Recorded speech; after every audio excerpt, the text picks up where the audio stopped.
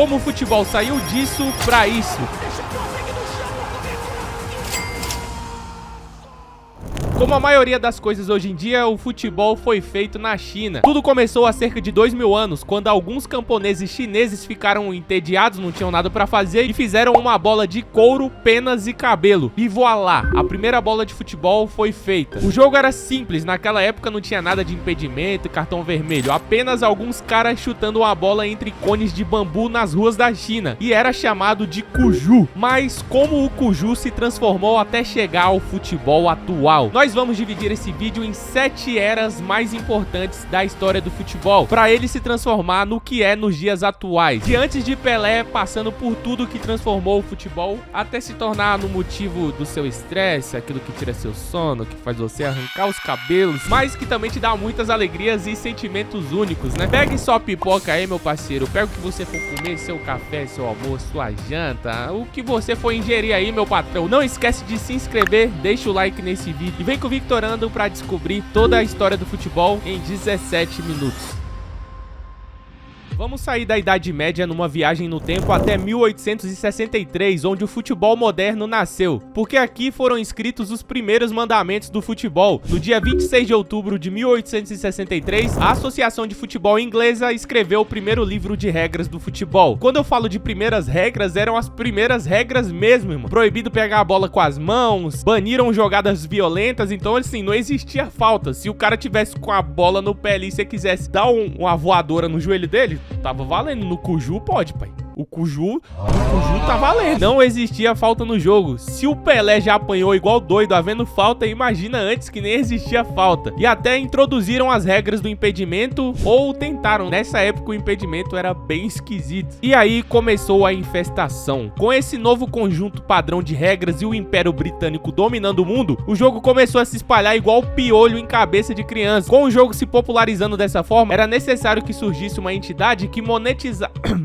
que profissionalizasse o futebol. Então, no dia 21 de maio de 1904, nasce a FIFA. Nessa época, alguns dos maiores clubes de futebol que conhecemos hoje foram criados, enquanto as ligas começaram a se formar e os clubes começaram a jogar uns contra os outros, mas ainda estava bem longe do que conhecemos hoje. Infelizmente, o povo daquela época não teve o privilégio de conhecer o futebol do Yuri Alberto no auge. Ribamar. Deixe like em homenagem a eles. Alguns anos depois, em 1930, a primeira Copa do Mundo. Em 1930, o futebol mudaria para sempre. A primeira Copa do Mundo foi realizada. O futebol já era um fenômeno global, mas não por muito tempo, porque o futebol estava prestes a entrar na sua fase mais crítica desde que foi criado. Em 1939, um certo homem com um bigodinho começou uma besteirinha, uma tal de Segunda Guerra Mundial, e o futebol foi interrompido. Todas as competições foram pausadas, interrompidas, foram canceladas. A maioria dos jogadores foi convocado para o serviço militar e o futebol estava no seu período mais desolado em décadas. Aí você vê a falta de profissionalismo, né, rapaziada? Quando eu tinha educação física, que chovia, pô, podia estar alagada a quadra, todo mundo pegava lá, ó, ia atrás do rodo, sugava a água da quadra, todo mundo ajudava a enxugar a quadra. Agora os jogadores de 1939, só porque tá tendo uma Segunda Guerra Mundial, não quer jogar uns futezinhos com os cria? Amanhã tem um fute com a União Soviética, os caras não, vou não, tá tendo guerra. Tá de sacanagem, pô. Só porque tá caindo uma bomba, avião dando tiro de ponto .50, lançamento da Kalashnikov, a famosa AK-47, os caras não querem jogar o fute. Para, irmão. Criancice, pô. As prioridades, pô. Criancice. Mas em 1945 essa brincadeira acabou e em 1955 nós tivemos um dos maiores marcos da história do futebol. 1955. Surgimento de Pelé. Em 1955, um jogador faria sua estreia pelo Brasil e mudaria tudo o que se conhecia sobre futebol. Aos 15 anos, Pelé fez a sua estreia pelo Santos. Naquela época não tinha lei de proteção a menor não, filho, menor de idade. 15 anos mesmo já tava estreando lá no Santos. Você acha que tinha menor aprendiz? Tinha o capim no aprendiz. O Pelé, se não fosse jogar, ia virar ele ia conhecer a nova casinha que tava pagando muito, a Inchada Bet. Aos 15 anos, Pelé fez a sua estreia pelo Santos. Apenas 2 anos depois, se tornou o jogador mais jovem da história a jogar em uma Copa do Mundo, com 17 anos. Pelé se destacou marcando 2 gols na final, e o Pelé se tornou o mais jovem vencedor de uma Copa do Mundo, e o recorde se mantém até hoje, né? Essa Copa do Mundo deu à luz a primeira grande estrela do futebol, um jogador que não era apenas um jogador de futebol, mas um ícone cultural. Pelé conquistou mais 2 Copas do Mundo pelo Brasil, totalizando 3 Copas e alguns gols ao longo do caminho aí. Pouca coisa, só mais de 1000 gols aí, né? Só quase nada. Porém, ao mesmo tempo que o Pelé estava criando um legado brasileiro, a Europa estava prestes a se consolidar aí como o berço do futebol, como a casa do futebol, com a criação simplesmente da Copa Europeia, que mais tarde se chamaria, o que é nos dias de hoje, a Champions League. 16 times de toda a Europa se reuniram para lutar pelo troféu. O Real Madrid ganhou a primeira edição da Copa, ganhou a segunda, aí depois ganharam a terceira também,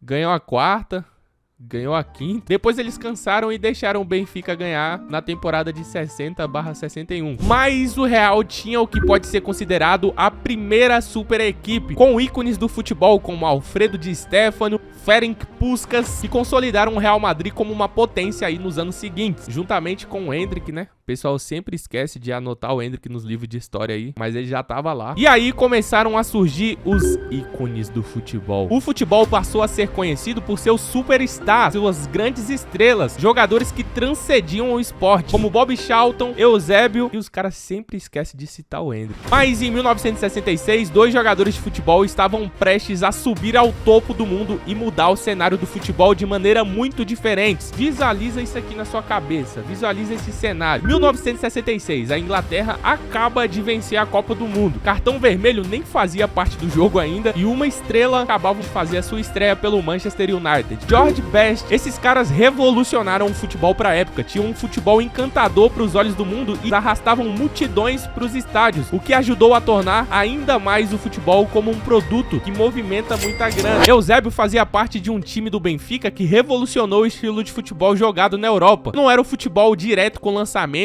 longos para a área que era conhecido na época. Eles jogaram um futebol atraente, com posições dinâmicas, passes de primeira e alta pressão, o que tornava a experiência de assistir muito melhor para os fãs, além de trazer melhores resultados em campo. Mas George Best, por outro lado, estava mais focado na outra vida. Ele gostava mais do que a fama podia proporcionar para ele. Vou contar essa história aqui, ver se te lembra alguém. George Best era um talento puro, tinha futebol correndo nas veias, o cara driblava muito e gols que a Inglaterra nunca tinha visto antes, mas o cara preferia marcar fora de campo. Best era uma celebridade, todas as mulheres da Inglaterra queriam o homem, e ele também queria todas as mulheres. Festas, bebidas, carro, até que ele deu uma entrevista famosíssima na época. George Best disse o seguinte: se você me desse a escolha de sair e vencer 4 homens, marcar um gol de 30 jardas contra o Liverpool ou ir pra cama com a Miss Mundo, teria sido uma escolha difícil. Felizmente, eu tive os dois. Acho que achamos o ídolo do Neymar aí, né, rapaziada?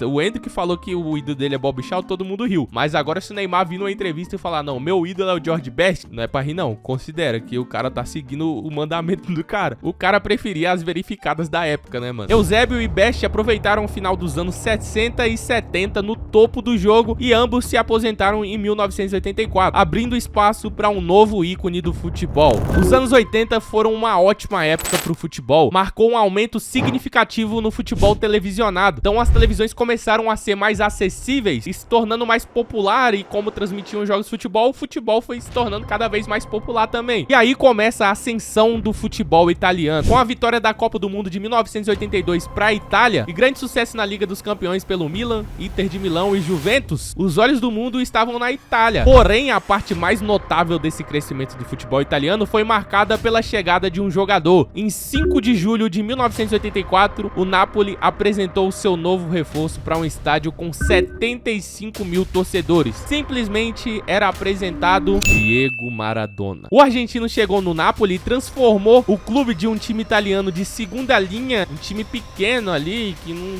disputava nada muito grande, em um vencedor de seu primeiro título de liga e depois o segundo. Maradona chega no Napoli. O Napoli era um time pequenininho, sem expressão alguma. Ele foi o responsável pra era de ouro do Napoli em um tempo em que o futebol italiano era tão forte. Então o cara chegou na liga mais forte do mundo, pegou um time pequeno e transformou, deu 2 ligas pros caras. Tá vendo o que o Maradona fez? Ele não chegou numa liga que tava pequena e falou, não, vou pegar um time pequeno aqui e transformar. Não, ele pegou na liga mais forte do mundo na época, que tinha Juventus, Inter de Milão, Milan, ganhando Champions a rodo. Ele chegou e fez esses caras de chacota com um time médio.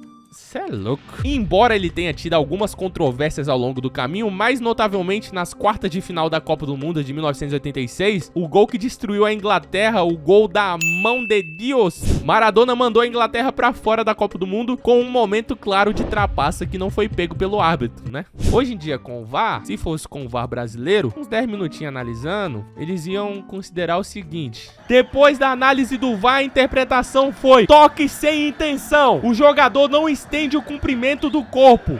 Gol legal. Maradona levantou o troféu pela Argentina, consolidando-se como um dos maiores jogadores de todos os tempos. Na época, não existia bola de ouro para sul-americano, né, rapaziada? Mas presume-se que se fosse nos dias atuais, o Maradona teria ganho de 4...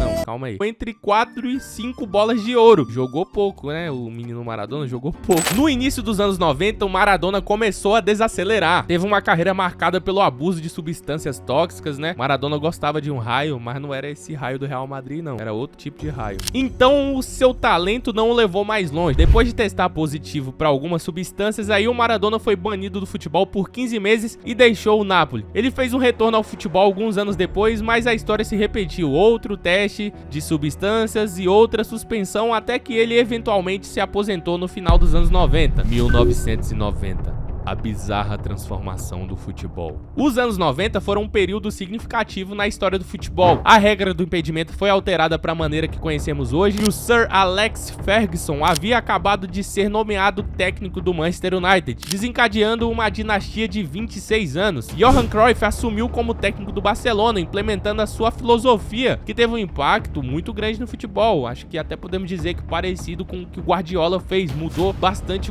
como é jogado o futebol. A Copa Europeia foi rebatizada de Liga dos Campeões e, mais notavelmente, a Liga Inglesa foi transformada na Premier League. Essa mudança na estrutura da Premier League colocou foco nos direitos de TV e mais ênfase em gerar receita, né? Vamos focar em vender o futebol, os grandes times aqui da Premier League. Isso seria o início da grande quantidade de dinheiro entrando no futebol inglês. Essa década viu o Manchester United ascender a dominância na Inglaterra como o primeiro triplete no futebol inglês. O Real Madrid e o Barcelona disputaram a rivalidade de El Clássico, enquanto clubes italianos como a Juventus e o Milan continuaram a dominar a Europa. O futebol também viu a ascensão de novas estrelas, como o Ronaldo Fenômeno, né? Um tal do cara que usa o cascão aí, sabe? Você deve conhecer um tal de Ronaldo Fenômeno, que se transformaria no maior nome do futebol mundial aí na virada do milênio. Então, chegando aos anos 2000, o futebol continuou sua ascensão. Cristiano Ronaldo e Lionel Messi começaram a dominar a cena, ambos transformando os limites do que era possível no esporte e rivalizando como os melhores da história. As redes sociais, o surgimento de plataformas de streaming e a popularidade global do futebol levaram a um novo tipo de acesso ao esporte e aos jogadores. Então, pô, imagina assim, tu acompanha os stories do cara que tu é fã. Isso não existia. Ah, não, o cara faz um gol aqui agora no Cuiabá, amanhã tem 170 edits do cara.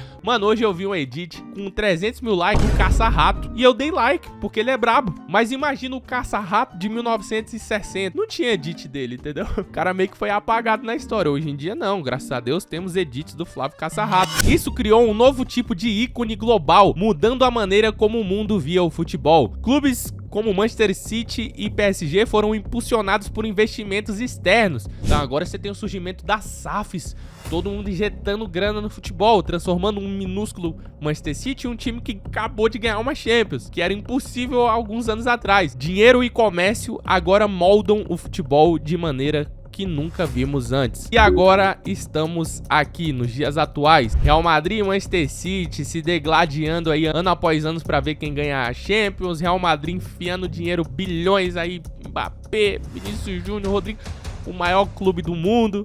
Barcelona ainda com aquela rivalidade, conseguindo bater de frente com o Real Madrid algumas vezes, sempre disputando em protagonismo na La Liga. Yuri Alberto, o maior artilheiro da rua dele. Tite ganhando jogos de 0-0, acabou de voar na Liberta, né? Seleção passando mal sem um adulto Ney. A gente arrancando o cabelo. É normal, é o futebol de hoje em dia. Volta, Cuju! Volta, Cuju! Eu quero que o Cuju volte.